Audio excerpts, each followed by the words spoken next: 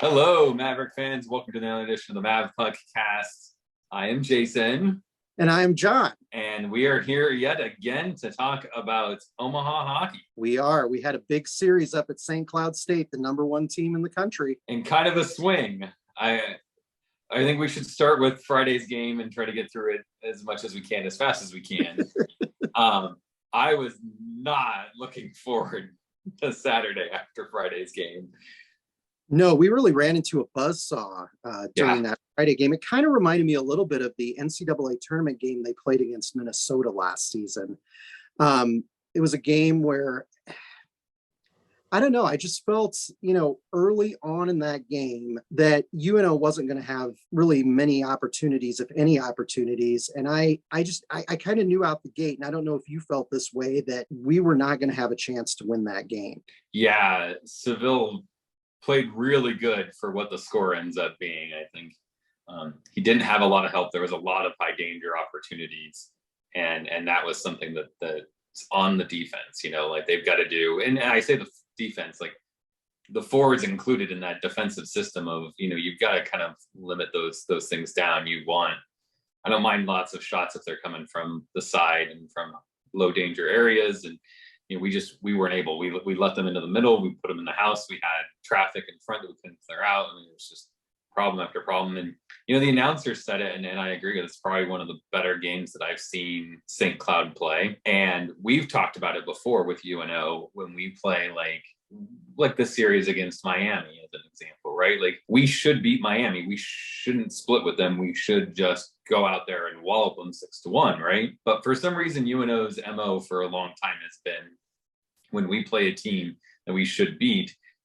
sometimes we struggle. We get maybe a little lazy or just not sharp play and stuff. And St. Cloud was not that team. They said, we're supposed to beat Omaha. They're a good team. We're going to come out and we're going to have to play a good game. And they came out and played a good game. Yeah. And like you said, we weren't sharp. And there have been some games where that happens. Now, you would think with a team like St. Cloud, much in the way that we seem to really get up for the North Dakota series that we play every year, that we would have really been up for this. And I know we were missing some players. That's going to have an effect on your team. But I really didn't feel like that was the problem.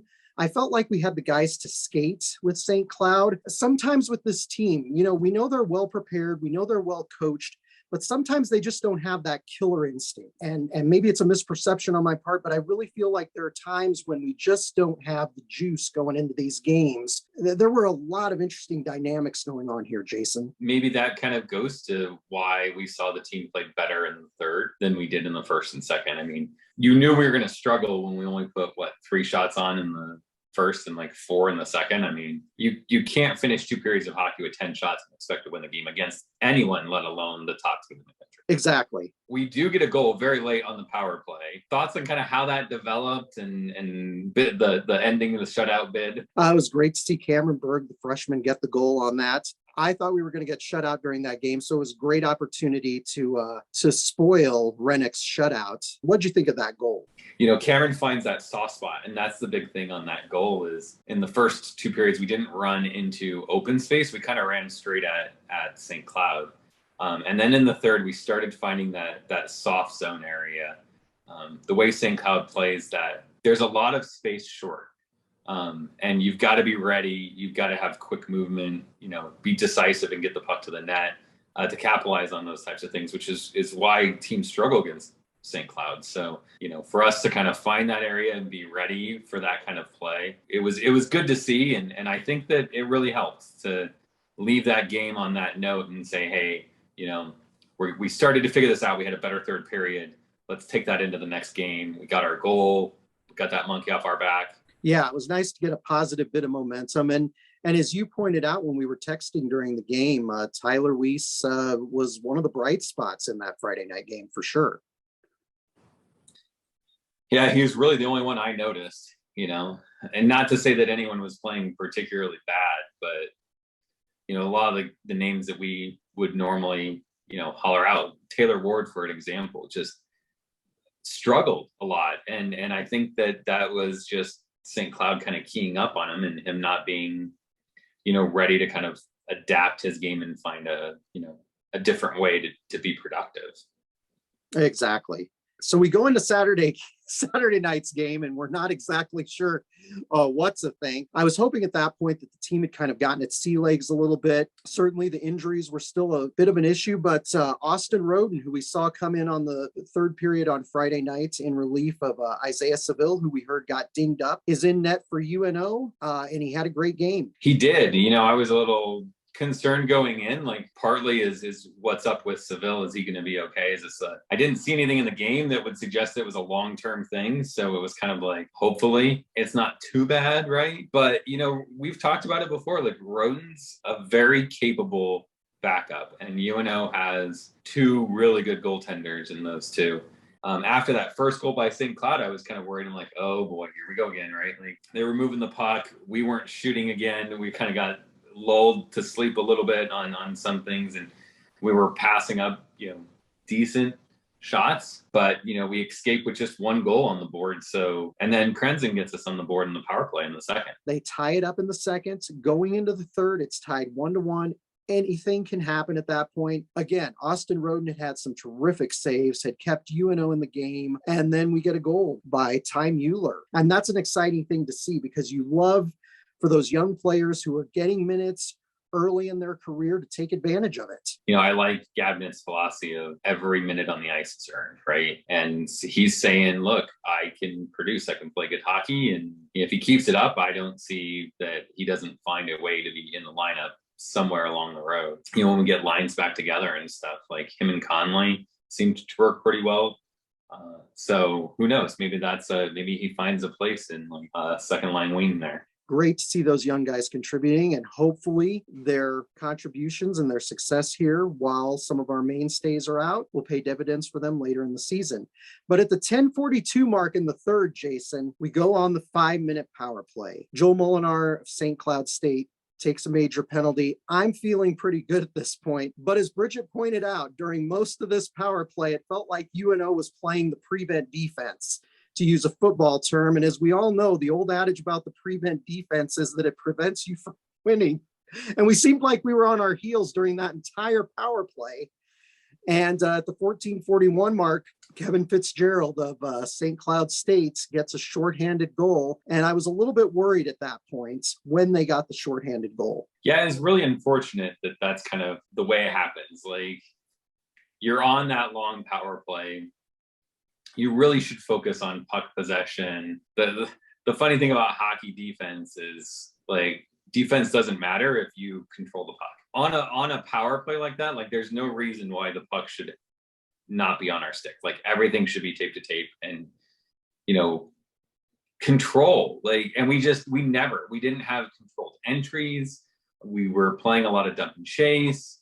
Their goalie plays the puck pretty well back behind the net. So you either have to wrap it around hard and have a good, strong wing coming in, or just control it. Like, just go back to, even as much as I hate it, like, go back to the dump in, like, or the back dump in, where you, like, push the play back, get them on the line, push it back to, Weiss or someone else that's got some good hands, and let them come full speed with some flat-footed guys.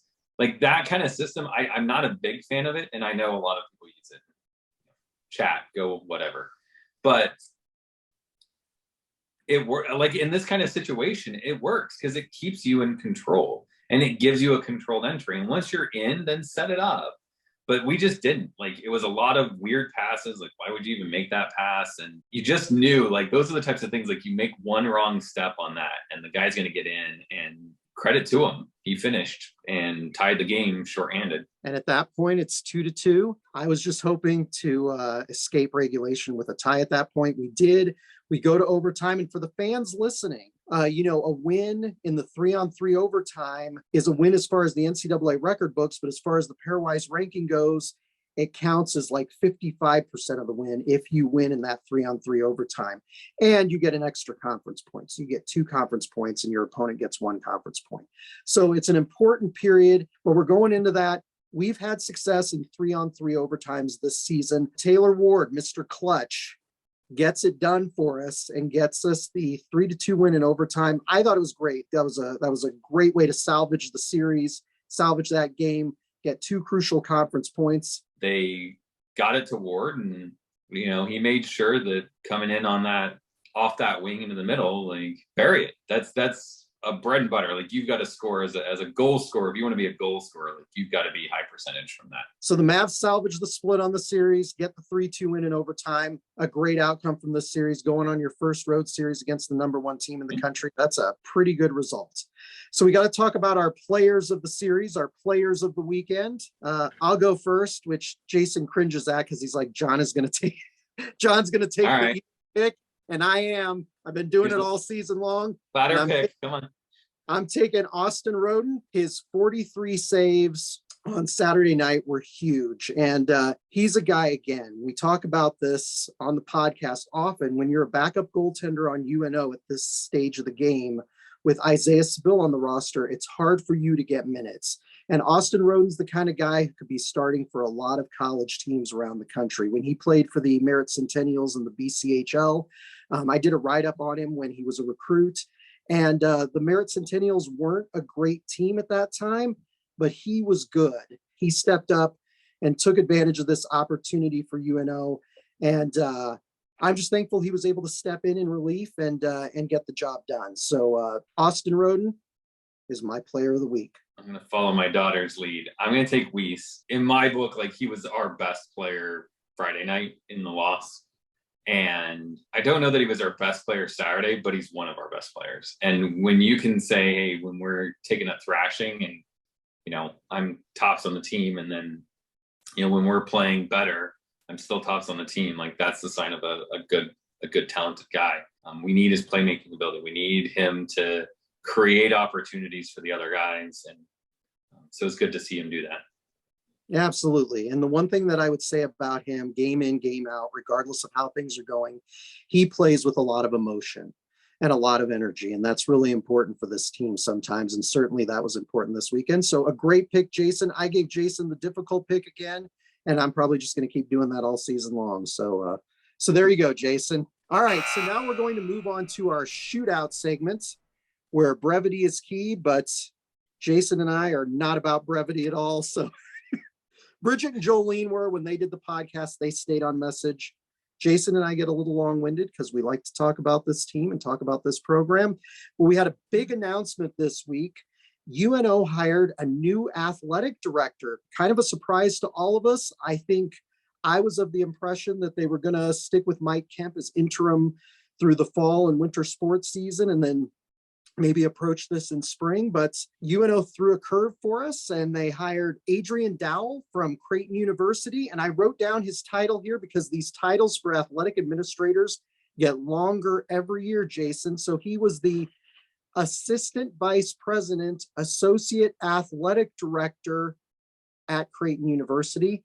And now he is the vice chancellor of athletics at UNO. And I got to tell you, I miss the days when the athletic director's title was athletic director or director of athletic directors. And then there were assistant athletic directors and associate athletic directors.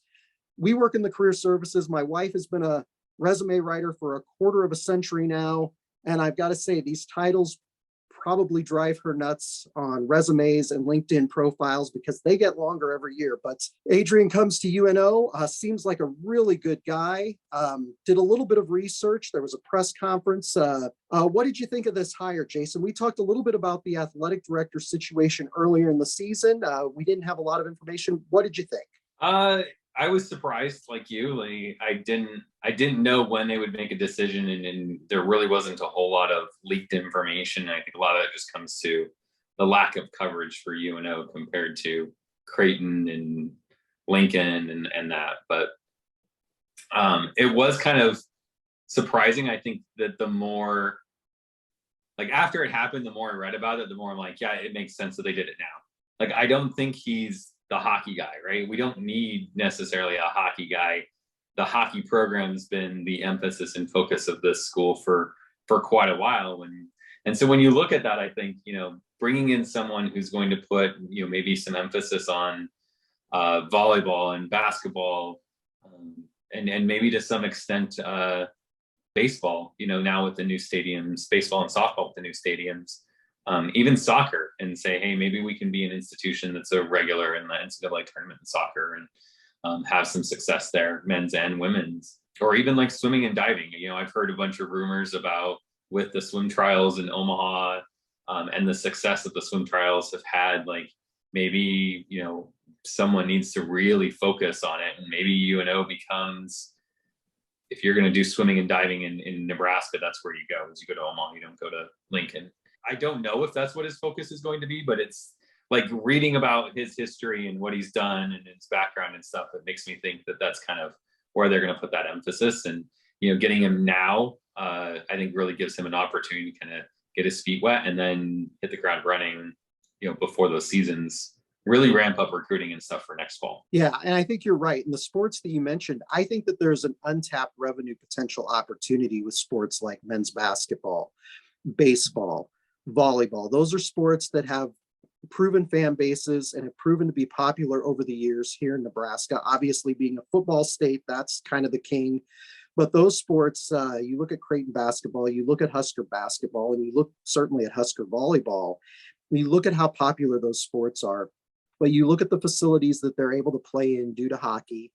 You look at that beautiful baseball complex, Maverick Park, Tal Anderson Field, Connie Clausen Field. Again, I don't know if the Summit League is the mid-major conference for them long-term. And so one of the things for an athletic director coming in is he's going to have to look at starting to kind of build the framework and raise the kind of funds to potentially move them to a mid-major conference that will allow them to secure at-large bids, for example, in the men's NCAA basketball tournament. And that might be moving to a conference that Omahans are familiar with, like the Missouri Valley, which Creighton used to play in. And the thing that I'll say about Adrian Dowell is if you look at his experience, he worked at a Power 5 institution in West Virginia doing fundraising, and then he's been with Creighton the last 7-8 years doing the same thing. And so you have to have somebody who understands the money people in Omaha, understands the sports mafia in Omaha, and certainly working for Creighton University with that basketball program. You're definitely in the know of the who's who. And I will say this too, that a lot of Creighton basketball fans I know had a lot of positive things to say about him. A young guy in his 30s, but I think that's good for you. You brought up in the first episode when we were talking about whether we should maintain the status quo and go with Mike Kemp for a few years and then bring in somebody younger, or go with a younger guy who had a fresher approach, more energy, trying to prove himself in his career. You had said we should go with a younger guy. And I kind of agree with that. I think it's good to have kind of a fresh start. Trev Alberts cast a long shadow, a lot of success. But I'll tell you, looking back the last 25 years at athletic directors that have come into this program, Adrian Dowell, he's really got the best resume of any of them, having worked with two big Division I institutions that have really successful sports programs. And I think that that's what UNO needs. And I think he'll be great. And no, he's not a hockey guy, but neither was Trev Alberts. And you look at all the wonderful things he did for hockey. So I'm excited to see where it goes from here. And I know we'll be talking about Mr. Dowell more as the season progresses, but an exciting time for UNO for sure. Yeah, I agree.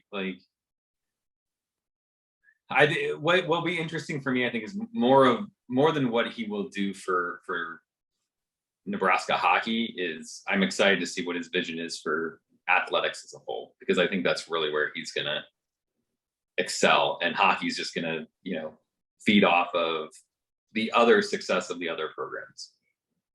Agreed. A lot of untapped potential there with the other sports in the UNO athletic department. So a lot of opportunities for him to do some great things.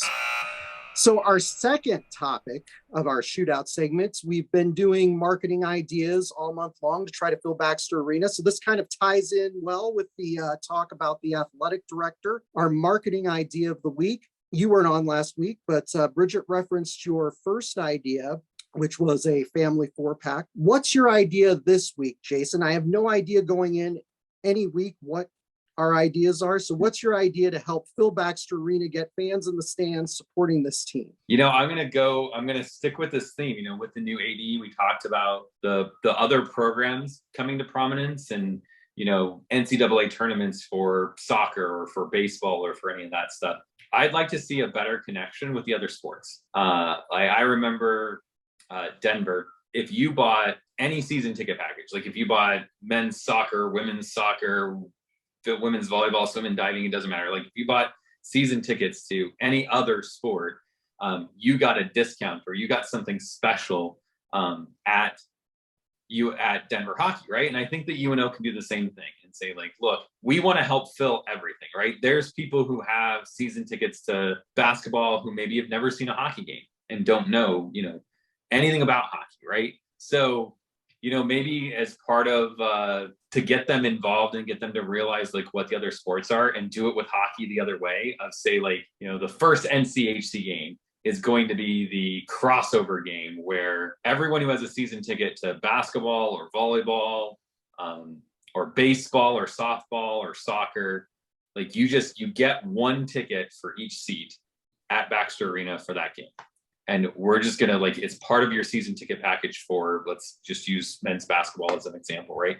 So you buy your men's basketball tickets, you get all your tickets to all of those games, and you get one ticket to that one game at UNO where, hopefully like a big game like that, where it's the start of the NCHC series or something, like just pack the house. And maybe next year you can sell them on a partial season ticket or a full season ticket to hockey as well. I think that'd be good because I think a lot of people, I've gone to, not a big basketball fan, but I've gone to basketball games.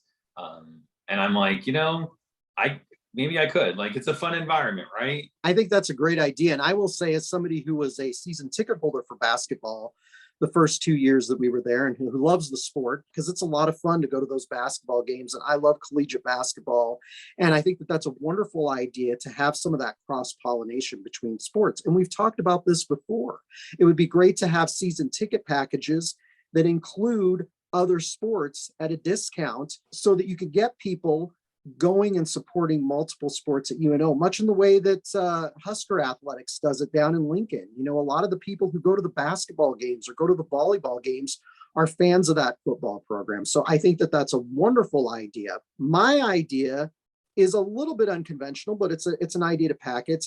As you know, Jason, you are the parent of youth hockey players, and during the season, we'll see youth hockey players at the games. We'll see them running around in their jerseys. Sometimes we'll see them out on the ice playing during intermission. We've seen them this season out there shoveling the ice during breaks in play. That seems to be a new thing in the NCHC this season. I would love to see one youth hockey nights being one big kind of blowout, get every youth hockey player and youth hockey parent in Omaha that you can to a game. And I know that it's hard with the youth hockey season, so I don't know if it happened to happen really early in the season or if it would happen maybe late in the season after the youth hockey season is kind of wound down. I know it's hard because they're concurrent. Maybe it's at the holidays, but I would love one game where you just get every kid in there in their jerseys. You have maybe some sort of presentation on the ice where all the kids are out there, just something to kind of showcase hockey at the youth level in Omaha and just pack the thing with people who should be your bread and butter, your target audience for this sport, and get them to a game. This was just an idea that came up to me and I hadn't done it yet, but I just think it'd be cool to have everybody there at the same time rather than this youth hockey team is here this night and everything else, just a big night where all of those empty seats on the end are filled with youth hockey fans. It would be interesting to see them take a little bit more connection with those programs. Even though, like, there's the Stampede tournament in Omaha every year, right? Like, and that's the kind of thing that's like, why doesn't the university sponsor an Omaha hockey tournament of some kind, where at every level they're here in Omaha with all the ice that we have to compete. And then whether the teams from outside or inside, like, bring them to the game on Saturday. Well, it'd have to be the following Saturday, I guess. Bring the Omaha teams and talk about where they placed in the tournament or something, or schedule your games around it so they can be at one of the games because they're here or something. Like, that would be an interesting thing. Plus, you get those teams from outside, right? Like, people are coming in here, bringing their teams in. And I'd love to have a night where you just have throngs of kids chasing the blimp to drive everybody who sits in the arena nuts. So, that's my idea. Your idea was great. And so great. We're rolling along this month with our marketing ideas. So we've got a series coming up in Alaska. We don't travel to the state of Alaska very much anymore during our CCHA days. And Jason and I are wearing CCHA jerseys this week. This was completely unplanned, but I'm tying it in, Jason.